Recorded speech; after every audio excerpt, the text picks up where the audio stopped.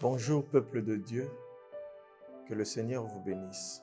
Aujourd'hui encore, nous nous retrouvons pour vous partager la parole de Dieu. Le thème que nous allons aborder en ce jour, c'est « Apprenons sur la vie de David ».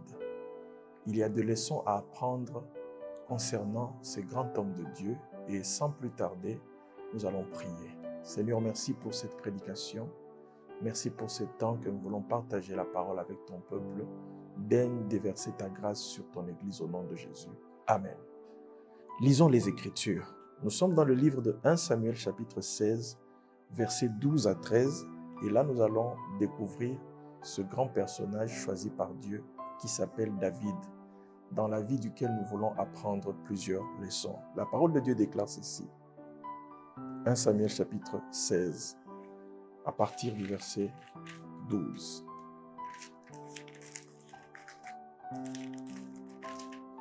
Nous lisons au nom du Seigneur. Isaïe l'envoya chercher.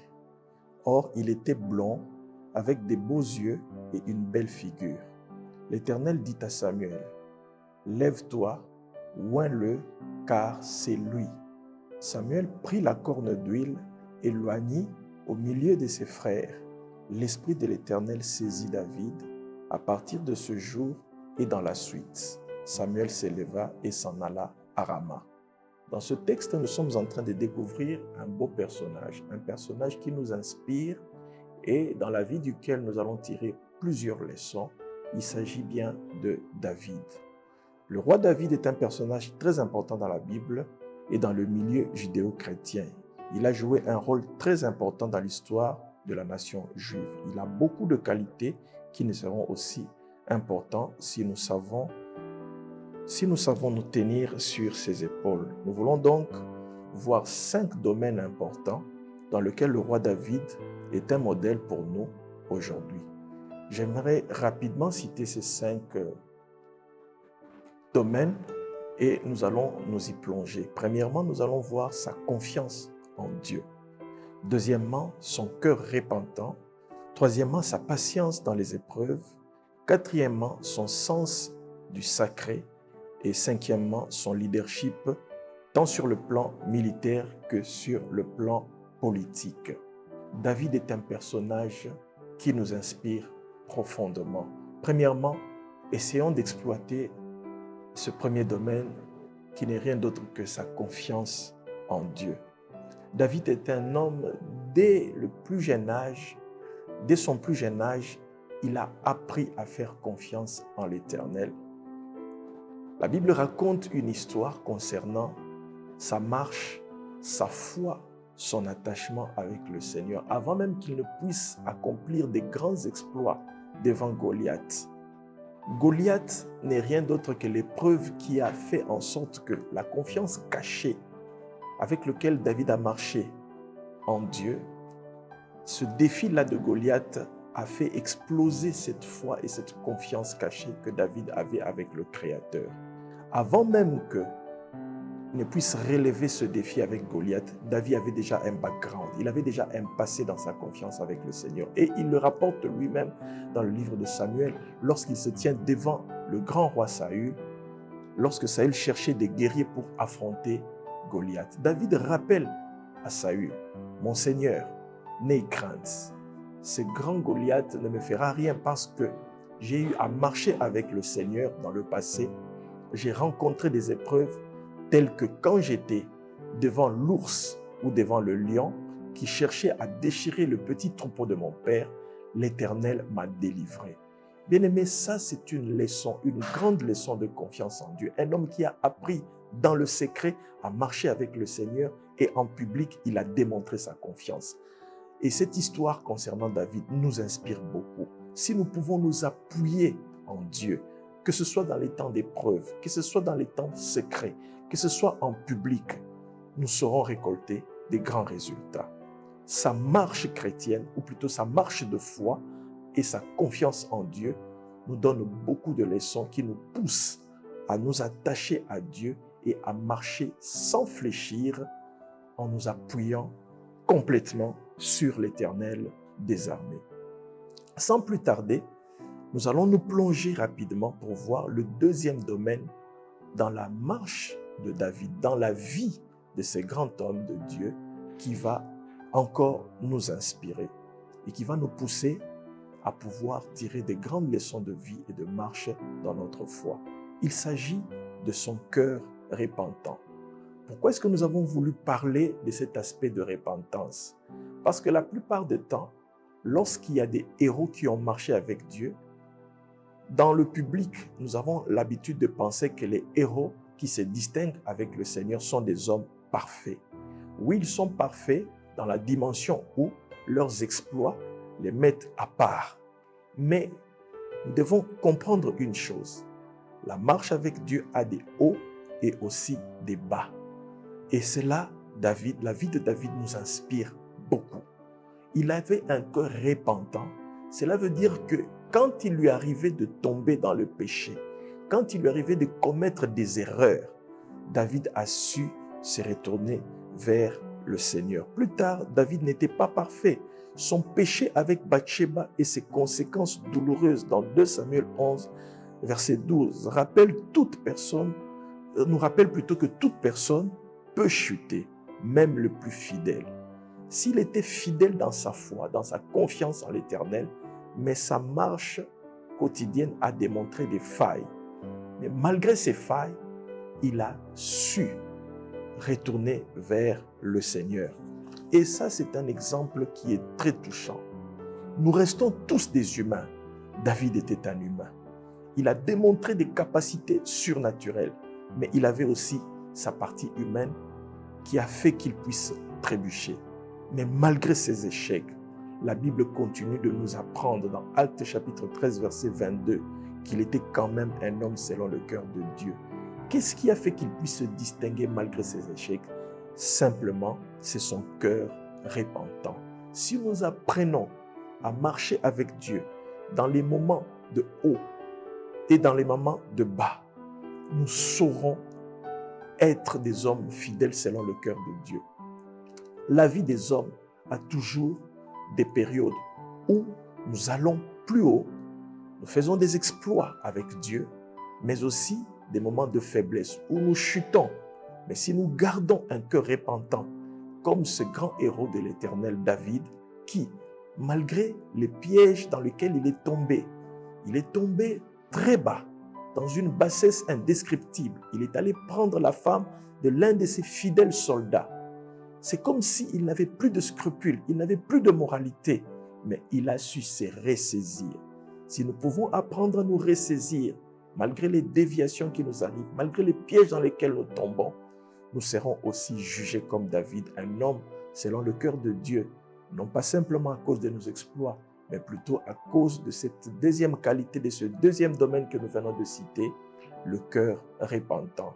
Et c'est une grande leçon dans notre marche chrétienne que d'avoir un cœur repentant. Essayons encore de nous tourner vers un troisième aspect de la vie de David, un domaine aussi important, aussi profond, dans lequel nous tirerons des grandes leçons. Troisièmement, c'est sa patience dans les épreuves. Personne ne peut prétendre vivre une vie terrestre sans épreuves. Tous les héros de la Bible ont vécu des épreuves et David ne fait pas exception. Si tous les héros, tous ceux qui marchent avec le Seigneur rencontrent des temps d'épreuves, sachez que, bien-aimés, vous et moi, nous rencontrerons aussi des épreuves. Mais qu'est-ce qui fait la différence lorsque nous subissons les épreuves? C'est la patience. Et David a su démontrer une grande patience dans les moments d'épreuve. Le roi David était passé par des moments très difficiles dans sa vie, à tel point qu'il était obligé même d'aller se réfugier chez les Philistins. Bien-aimés, imaginez-vous, vous arrivez à un point dans votre vie où vous êtes obligé d'aller vous livrer à un peuple qui était considéré comme ennemi. Il est allé se livrer à ce peuple-là parce qu'il a été éprouvé. Son propre roi, c'est lui qui lui avait garanti sécurité, c'est lui qui l'a enrôlé dans l'armée d'Israël, c'est lui qui a fait de lui en quelque sorte un héros, parce que c'est lui qui lui avait donné la passe pour pouvoir tuer le géant Goliath. Et c'est ce propre roi-là qui s'est retourné contre David. Il était obligé de fuir sa propre nation, sa patrie, et voire même d'abandonner sa famille jusqu'à aller trouver refuge chez les ennemis. Malgré cette épreuve, David ne s'est jamais retourné contre le Seigneur. Il n'a jamais renié sa foi en Dieu. Il n'a pas murmuré. Il a continué à s'appuyer sur le Seigneur. Mais les épreuves de David ne s'arrêtent pas là. Il est allé plus loin. Étant éprouvé, il a dû mentir. Il a dû feindre être un fou. Il est passé pour un fou. La Bible déclare qu'il faisait couler de la salive sur sa barbe pour qu'on pense de lui qu'il était devenu fou, simplement parce qu'il devait sauver sa vie. Imaginez-vous de tels moments d'épreuve où vous commencez même à perdre la lucidité. Vous ne savez plus quoi faire, quel choix prendre, quel chemin choisir. Vous faites des choix qui paraissent être insensés. David était un grand guerrier. Il avait une troupe de gens qu'il était en train de conduire derrière lui. Imaginez-vous sa troupe, voir leur maître, leur chef, leur capitaine feindre le fou pour pouvoir sauver sa vie. C'était des moments d'épreuve, d'humiliation. C'était des moments de rejet. C'était des moments de solitude, des moments de peur, des moments d'incertitude, des moments terribles. Mais malgré cela, jamais nous lisons dans les Écritures que David ait renié son Dieu. Il continuait de s'appuyer sur son Dieu. Nous le voyons dans les psaumes où il est en train de crier vers le Seigneur. Il est en train de pleurer, de se repentir, de retourner vers Dieu pour demander de l'aide, pour demander une direction divine, pour demander à la main de Dieu de le secourir, de le délivrer de ses ennemis. Il n'a pas abandonné son Dieu. Il a patienté dans ces moments d'épreuve car il savait que les épreuves ont un début et ils ont une fin. Il a su patienter. Il a faim être un fou. Il est passé par des moments difficiles, mais il n'a jamais douté de son Dieu. Le roi Saül en voulait à sa vie, mais David était patient. Il était patient à telle enseigne que même lorsqu'il a eu l'occasion de se venger de ce roi, la Bible en parle clairement, à plusieurs reprises. Le roi Saül qui le poursuivait était à sa merci. Et quelques soldats fidèles de David lui ont même demandé de tuer David, plutôt le roi Saül. Mais il fut patient. Il savait que ce n'était pas son heure de tuer le roi pour pouvoir prendre sa place, puisque c'était cela la motivation de ces soldats. Tue le roi qui te poursuit puisqu'il est à ta merci et prends sa place. David fut un homme patient. Il n'a pas voulu obéir à la voix des hommes, à la proposition des hommes qui le précipitaient à la royauté, mais il attendait son heure. Quel exemple de patience dans les épreuves. Quel exemple d'humilité, parce que c'était un homme humble et patient. Et cet exemple nous donne beaucoup de leçons dans notre vie chrétienne. Apprenons la patience. La Bible déclare que chaque chose a son temps. Les épreuves ont leur temps, mais aussi la délivrance et la victoire dans les épreuves auront aussi leur temps. Dieu sait faire toutes choses à son temps et c'est lui-même qui permet les épreuves.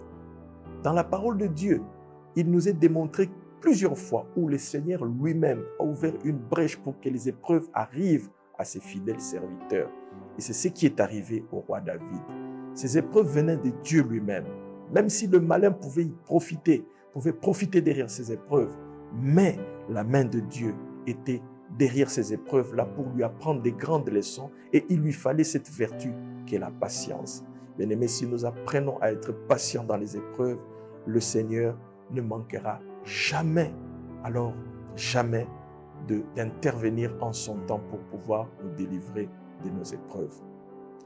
Passons au quatrième domaine qui aussi est un domaine très pertinent qui nous apporte beaucoup de leçons, toujours concernant la vie de David. Son sens du sacré. David avait un sens très élevé du domaine du sacré.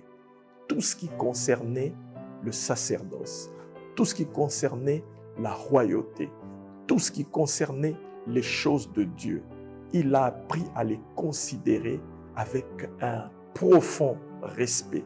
C'est un homme qui avait beaucoup de respect pour ce qui concerne le sacré. On peut le voir par exemple dans les chants qu'il a composés et qui constituent aujourd'hui les psaumes. Il vénérait tellement Dieu Il avait tellement un sens du sacré pour la personne de Dieu. Un autre exemple, par exemple, très pratique, cela concerne la manière avec laquelle il a traité le roi Saül, qui en réalité était devenu son ennemi. Mais comme il savait au plus profond de lui que même si ce roi, qui aujourd'hui s'érige en ennemi sur ma vie, mais par le simple fait que Saül, un jour avant lui, avait reçu l'onction, et l'onction aux yeux de David et de tout Israël est une chose sacrée, une chose sainte. Comme David avait le sens du sacré, il n'a pas protégé la vie de Saül lorsqu'il avait la possibilité de les détruire, non pas parce que Saül le méritait, mais simplement à cause de la chose sainte que nous appelons l'onction qui reposait sur la vie de Saül. David a su respecter et honorer le sacré.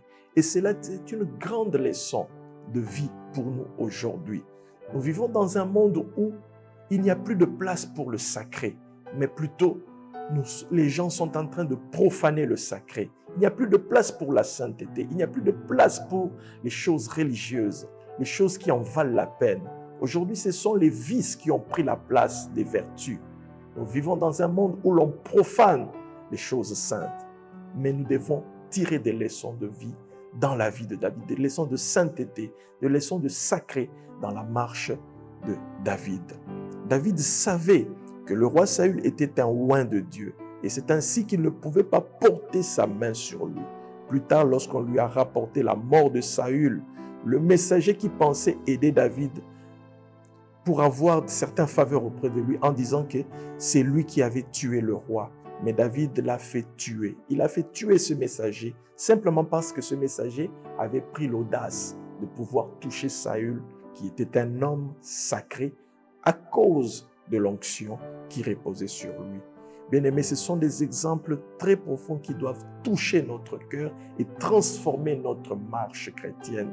Quand nous observons la manière dont David a vécu face au sacré, David apprenait à respecter tout ce qui était sacré. Il respectait la maison de Dieu. Il respectait les rites de sa marche avec le Seigneur. Un jour, la Bible nous rapporte que David s'est mis à danser simplement parce que l'arche de l'alliance était arrivée dans la cité. Il s'est mis à danser à telle enseigne qu'il a même méprisé sa royauté parce que lorsqu'il devait faire pas cet échange, mais cette comparaison entre ce qu'il était, sa royauté et la royauté de l'Éternel. Parce que l'arche de l'Alliance représentait la royauté de l'Éternel. Il a trouvé que sa royauté ne pouvait pas avoir de la place. Alors il n'a pas voulu se comporter comme un roi devant le roi des rois. Il a voulu être un sujet, un subalterne. Il s'est mis à danser comme un fou. Il s'est mis à s'humilier devant le roi des rois qui était représenté par l'arche de l'Alliance, simplement parce que David avait le sens, un sens très profond du sacré. Il savait que l'arche de l'Alliance qui représentait l'Éternel des armées ne pouvait pas se comparer à sa petite royauté parce que c'est Dieu qui l'avait choisi. Il a voulu être méprisable. Même devant la femme de Saül, qui l'a méprisé, qui lui a dit « Mais pourquoi toi, un grand roi, tu peux danser comme ça, comme un simple, un vulgaire serviteur devant Israël ?» Il a répondu à cette femme « Je n'ai pas dansé devant Israël, mais devant l'Éternel des armées qui m'a choisi en préférence de ton père. » Quel sens du sacré! Bien-aimés, ça, ce sont des leçons de vie que nous devons tirer dans la marche de David. Apprenons à honorer Dieu. Apprenons à respecter. Apprenons à avoir un sens profond du sacré, car cela honore le Seigneur. Le tout dernier point que nous voulons partager avec vous concerne son leadership militaire et politique. Le roi David a conduit les expéditions militaires sous l'influence de Dieu lui-même. Il ne faisait rien par lui-même. Il comptait sur Dieu pour chaque détail de sa vie. Un exemple frappant, c'est lorsque Dieu lui avait donné un signe inhabituel avant d'attaquer. David et son armée devaient attendre que le Seigneur passe devant eux dans une brise. Comment peut-on expliquer à toute son armée que nous devons attendre qu'un petit vent passe pour que nous attaquions? il fallait de la confiance. Bien-aimé, David avait un sens du leadership, un sens profond du leadership. Sur le plan militaire, il savait qu'il fallait compter sur la direction de Dieu. David savait qu'il fallait marcher avec l'Esprit de l'Éternel, car c'est Dieu qui conduisait ce grand roi qui était David. Et cela, c'est une grande leçon pour nous aujourd'hui. Et cette même attitude qui a conduit le roi David dans la politique intérieure et extérieure, il dépendait totalement de Dieu. Le monde actuel a une autre définition du leadership. Un exemple marquant, c'est son désir de ramener l'arche de l'Alliance en Israël. Il voulait être guidé par Dieu. En conclusion, nous dirons ceci. Nous avons tout intérêt à puiser des leçons dans la vie de ce grand homme David qui s'est confié pleinement en Dieu en sachant qu'il est le guide et qu'il restaure ceux qui s'approchent de lui avec humilité. Vous qui m'avez suivi, est-ce que nous pouvons courber nos têtes dans la prière pour demander la grâce de Dieu? Oui, nous avons besoin de la grâce de Dieu pour que nous puissions nous inspirer sur la vie de David, car c'est une vie qui est remplie de leçons de foi et de marche avec le Seigneur. Prions notre Dieu. Éternel, nous te bénissons pour ces instants que nous avons passés à partager ta parole avec ton peuple. Laisse que ton esprit puisse nous éclairer sur la marche de ce grand homme que tu as su choisir et utiliser, qu'est David, afin que ton peuple puisse bénéficier de ces leçons de vie et qu'il puisse s'attacher à toi. Dans le nom précieux de Jésus, nous avons ainsi prié. Amen. Que le Seigneur vous bénisse.